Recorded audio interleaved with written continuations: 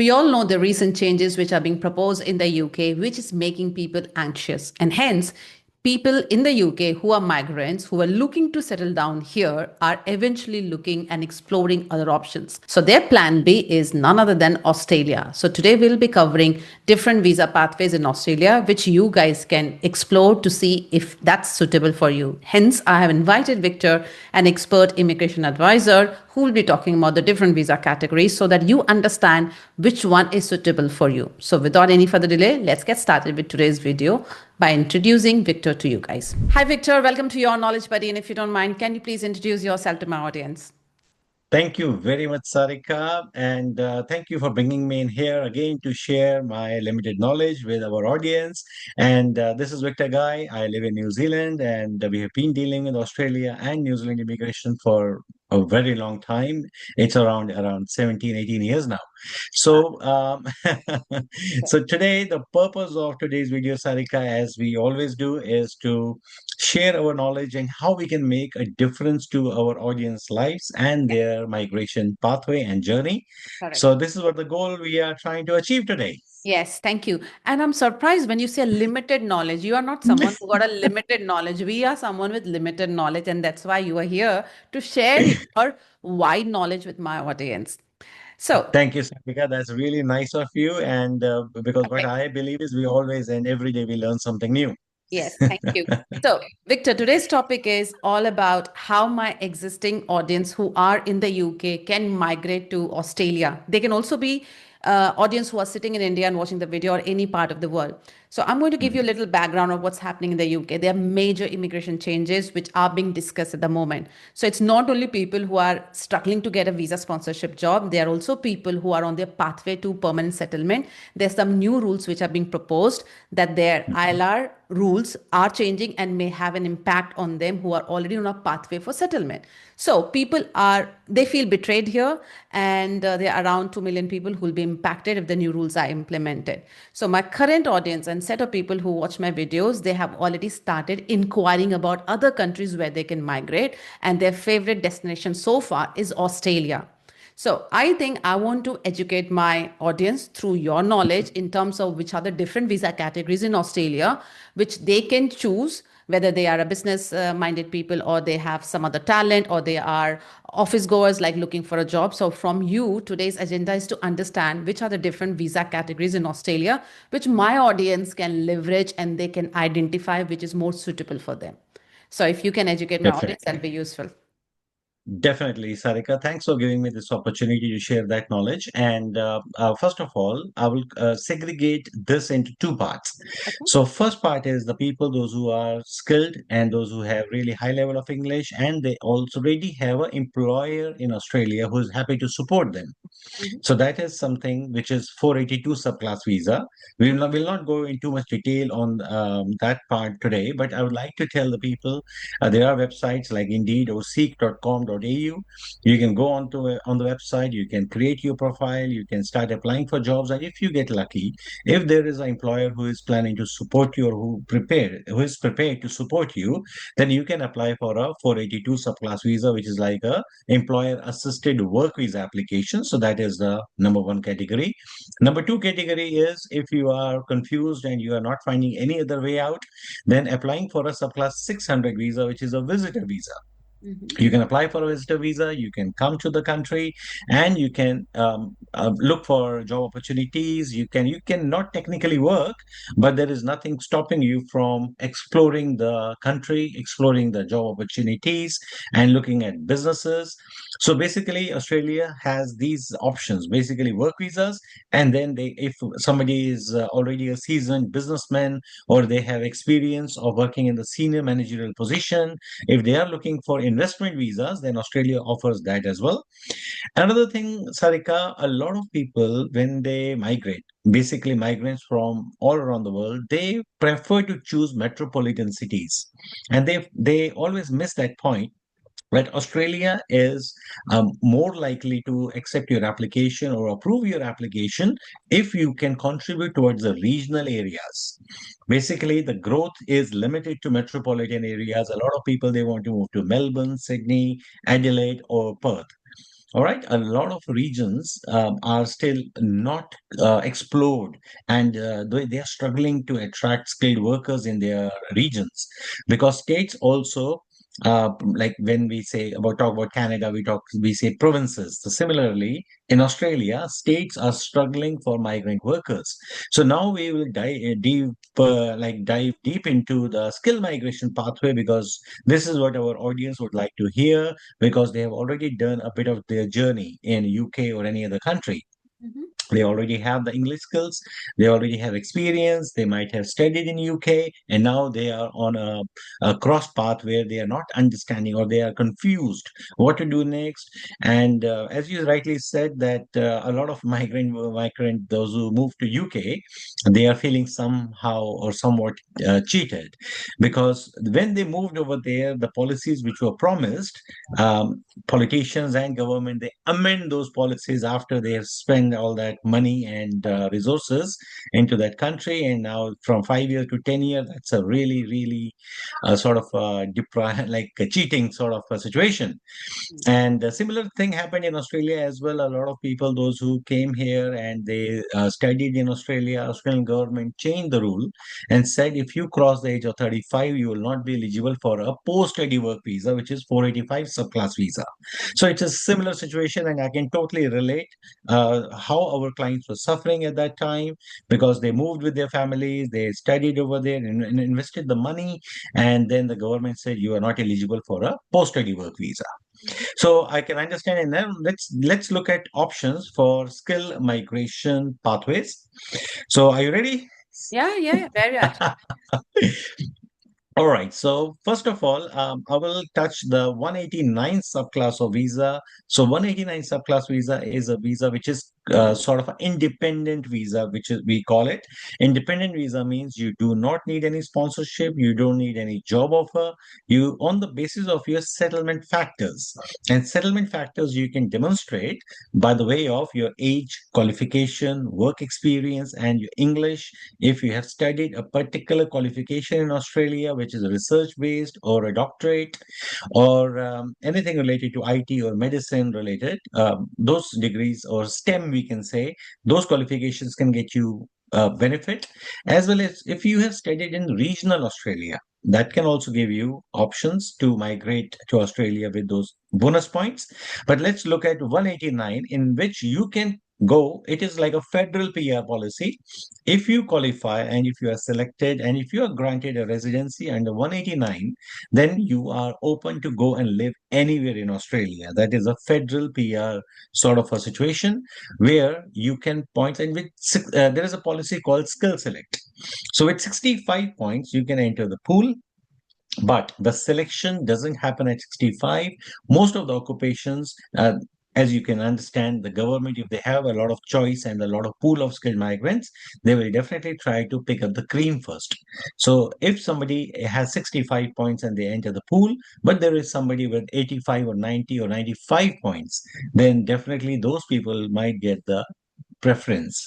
And if me and you will be the decision makers, we might do the same. Because the people, those who are at a higher score, 90, 95, or 100, those people are with more experience, maybe Australian qualification, maybe with Australian experience, and with a lot of years of experience, maybe 8 year plus of experience. So those people are highly likely to settle down in the country in a better way, and they have higher settlement factors. So basically, I'll repeat again. So if you can score points for your age, qualification, work experience, spouse, English, these factors can contribute towards your 65 points, and they can help you to excel. I'll give you an example that will help you understand. So if somebody has 3 years experience, 5 years experience, or 8 years experience, so this is how point system award you more points. If someone has an age bracket, which is our actual bracket of below 33, if you look at between 25 to 33, that's the best age bracket because at that time somebody has finished the qualification, ready to work, they have lots of years ahead of them to work, so they get maximum points. And then as they grow up to the age of 45, after 45 you are not accepted under this policy. So the age, as soon as age goes up after 33 and then 39, then you lose points. So Other thing which is very important is English. If someone has basic English, which we can say competent, which is 6 band each, then you qualify for the policy. But if you score 7 each, or if you score 8 each, which is superior English. So if better English means better employment outcomes or better journey as a migrant. So Sarika, this is where this policy goes. 189 subclass. Yes. If anybody have studied in the UK, say students who are here, do they still have to go through English language test, or their master's or bachelor's or PhD degree is counted in terms of English language because English UK is an English speaking country? Sarika, there are two perspectives of this. So, number one is their qualification. Their qualifications are assessed, and that's called skill assessment process. Their qualification and experience can be accepted in Australia. But when we talk about English, we have seen in our career a lot of people, those who have done masters from UK, but they are not as good as 8 band each in English. So basically, studying from UK or completing a qualification doesn't waive the requirement to prove your English, because English score is linked with the point test, which means that if you score higher, you get higher points. So unfortunately, qualification is definitely accepted, but they have to appear for a PT or a IELTS. They have to appear for an English test. Thank you. So 189 subclass, so advantage of that and the limitations, I'll just touch the basis of that. So the advantages I have already covered, that you don't need a job offer. You can straight away take your points, prepare for English, get higher score, and you don't need a job offer or a state nomination. Simply apply. But there is a catch to it. There are occupation lists. So only few occupations or some occupations are included in that list, which can qualify for this independent category.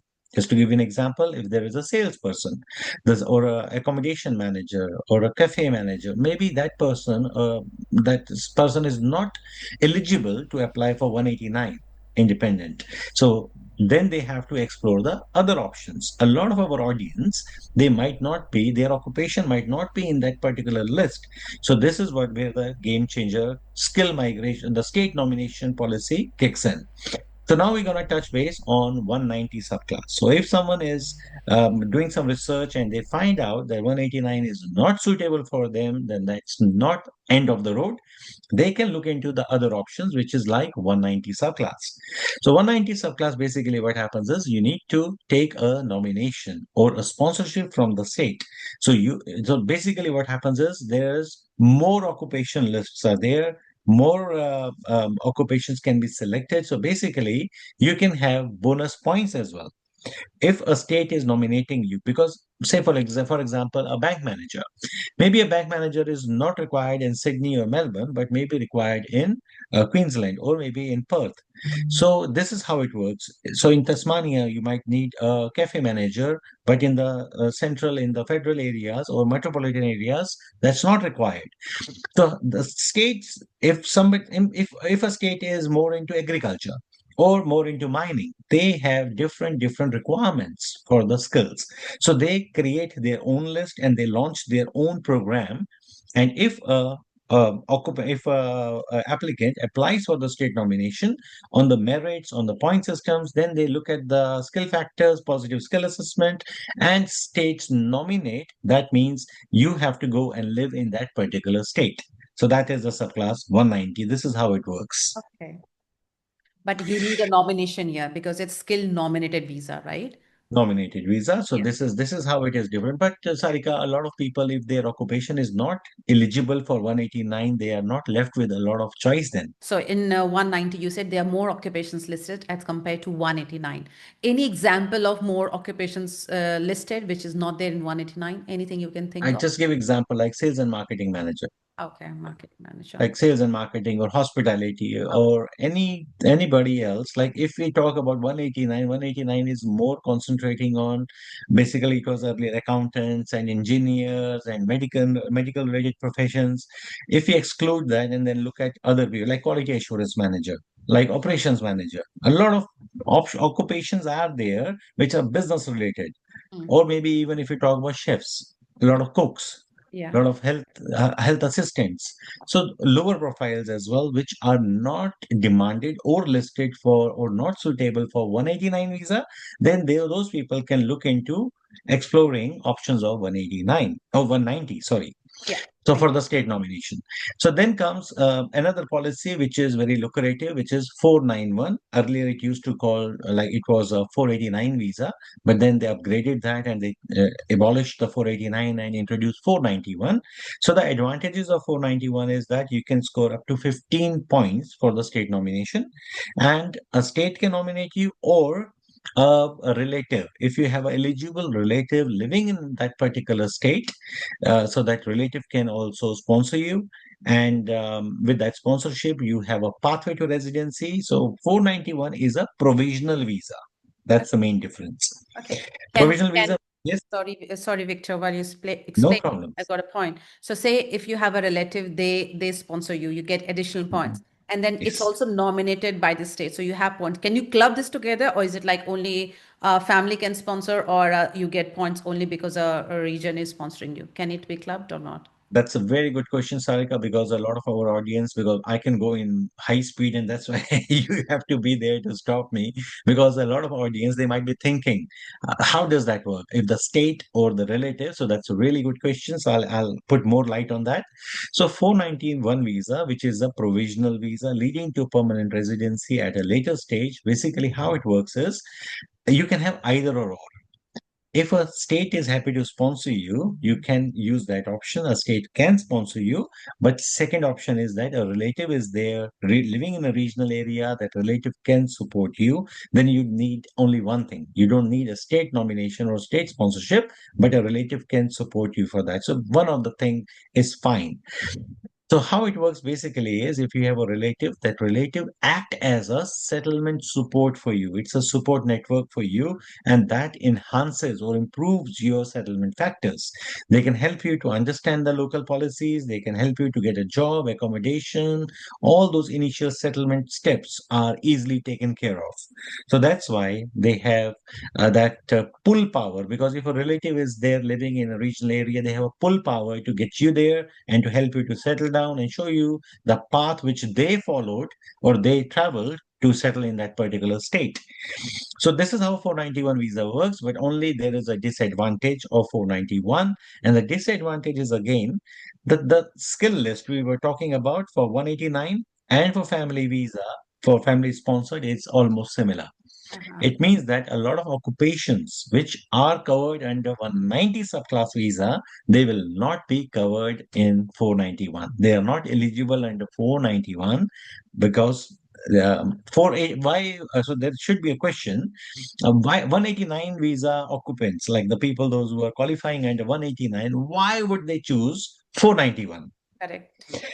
Yeah, so there is a reason. The reason is that, as I said earlier, Sarika, if somebody is having their occupation listed eligible for 189, but their point test is low, Mm. they're not scoring a high point, then if they have no other option, if no, they're not able to get picked up in the invitation rounds for the 189, then they can look at options of 491 and take the help of their relative or apply for a state nomination. Yeah, 189 is quite competitive, I believe, and even 190, and that's why people can still take advantage. At least they have a pathway.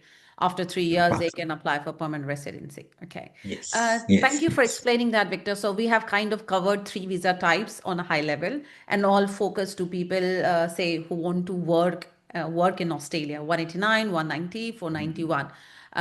What about people who are like, say, who wants to start a business, or someone who got exceptional talent? For example, I'm comparing it with UK. In UK, we do have other visa categories as well, called Global Talent Visa, Innovation Founder Visa, and other categories as well.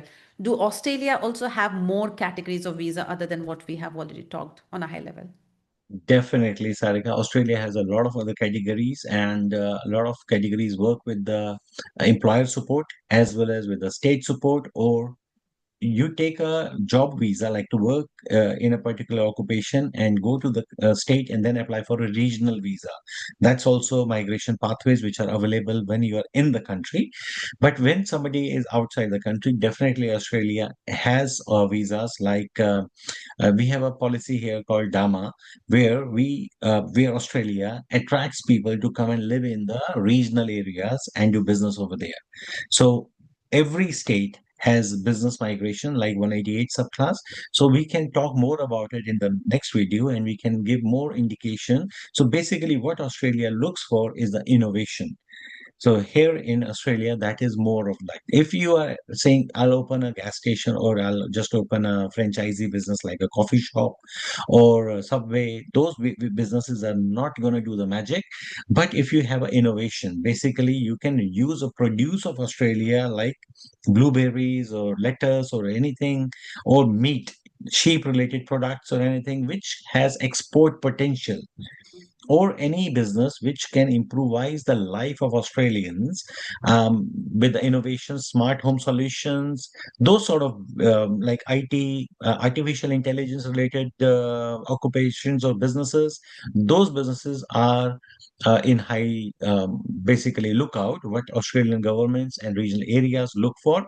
So anything which helps the agriculture sector, anything which helps their smart home sector, if somebody can do that, or bring intelligence and innovation into their lives. So those standard businesses of opening a liquor store and those sort of things, or simple investments, will not help. So this is what Australia is looking for. Okay, great. Good to know. Wow. Okay. Because Are that they is really core for job creation. This is what they are looking for. If somebody is coming with these skills and innovation, if somebody has worked for a high profile in IT company and they want to bring their expertise and create employment in regional Australia, definitely they are looking for it. okay? And such visa types as well allows you to settle down in Australia then. Definitely. Sarika, how does that work is they have to provide a business plan, and after the business planning and after getting the nomination from the state, then they have to show settlement factors that their family and they can survive in the country, they can afford living in the state. And after that, they get a visa to enter the country and prove their business, to establish their business. And then that leads towards the permanent residency as well. We got a lot of clients from Asian countries. Basically, China and Philippines and Vietnam. We get a lot of queries from there, and yeah, less queries from India because of they have to prove the assets, they have to prove the investment in with the help of tax returns and everything. And yeah, if they can prove, if they have all the paperwork and the paper trail to prove the investment funds, then definitely this is a policy which can be explored. Okay, great. Thank you. Any other visa category that we should be talking about today? Yes, Australia has a lot of other visa policies which are employer supported, or not even employer supported. You can come here. There is a training visa. Somebody can come here to train themselves, and there's subclass 400 visa when an employer is attracting somebody for a short term to do some job, to do some work. So a lot of options are there. We need to work on that and guide the applicant according to their personal choices, personal profile, and as I said, their settlement factors Okay. and their Have- goal, basically, if they are Okay. looking for temporary stay or they are looking for permanent stay. Yes, thank you very much for explaining that on a high level.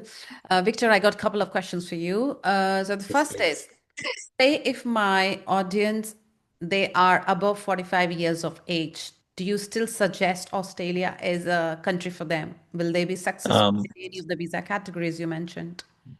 That's a very, very good question, Sarika. I'll tell you the reason behind that, because that 45 year of age is not at the time when they enter the EOI. It's not the age when they are making an application to be considered. It is the age which they need to have when they are selected from the pool, when they have given an invitation. And the same with the English score.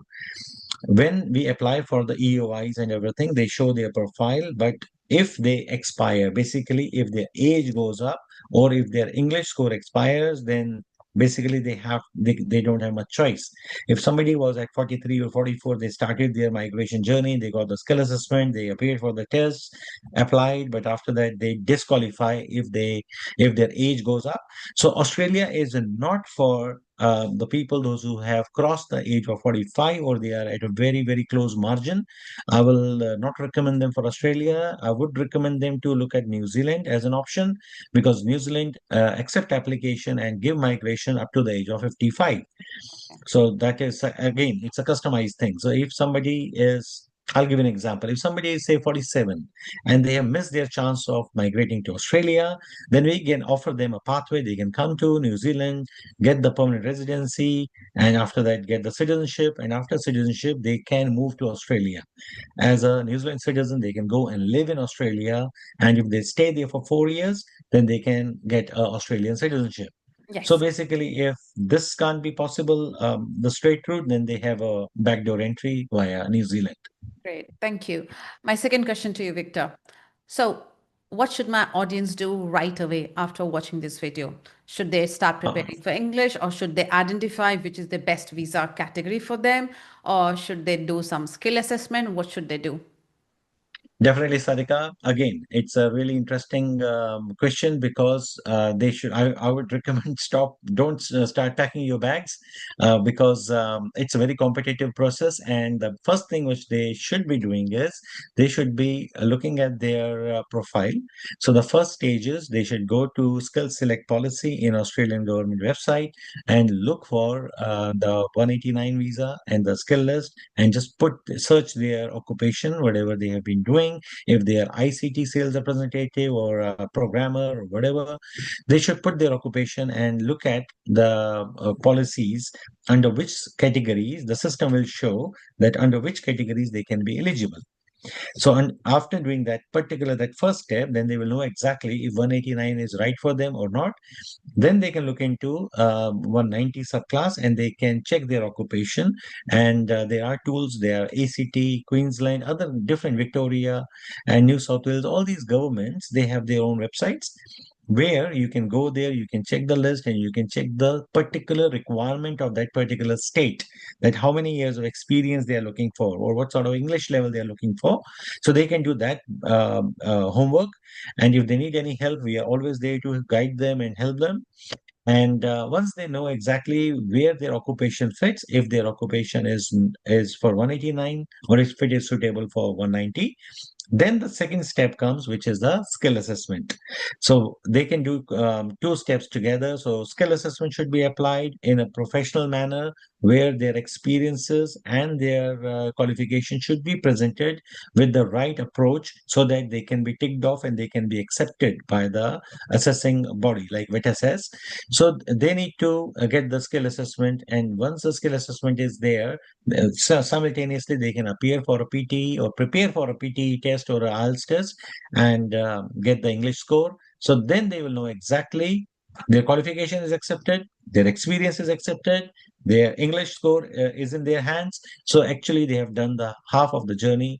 And if they're married, then husband wife both should appear for the English test, and both should apply for the skill assessment, because you can get points for the partner as well. Yeah, good. So Okay. with these basic steps, Arika, then they will have very good idea what they can change, what they can't, because age they can't change. Yeah, yeah. Number of years of experience will depend on the assessment of the skill. So till the time skill assessment is not there, not done, I'll give an example like ACS, Australian Computer Society. So if someone has done a bachelor or master's in IT, and they have worked for maybe 7 or 8 years in IT field, when they apply for the assessment, it's not straightforward, because sometimes ACS, what they do is they reduce 3 years of experience. So if you have done 9 years, they might give you experience points for only 6 years. So Mm. that's why skill assessment is a very, very important step, where you have to apply for it, get the assessment done, so exactly you know where you stand. How long does So it this take is how it works.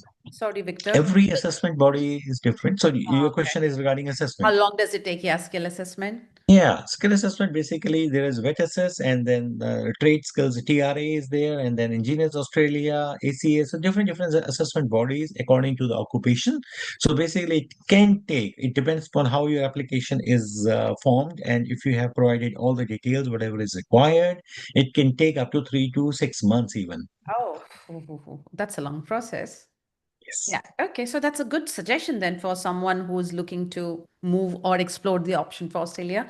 Get the skills assessment done, get your English language test done, and find out whether your job is in demand and go through the demand list of the jobs that you mentioned, right, Victor? And definitely, Sarika. So one thing is before even spending a dollar on skill assessment or any other thing, what they should be doing is they should be looking at the point system.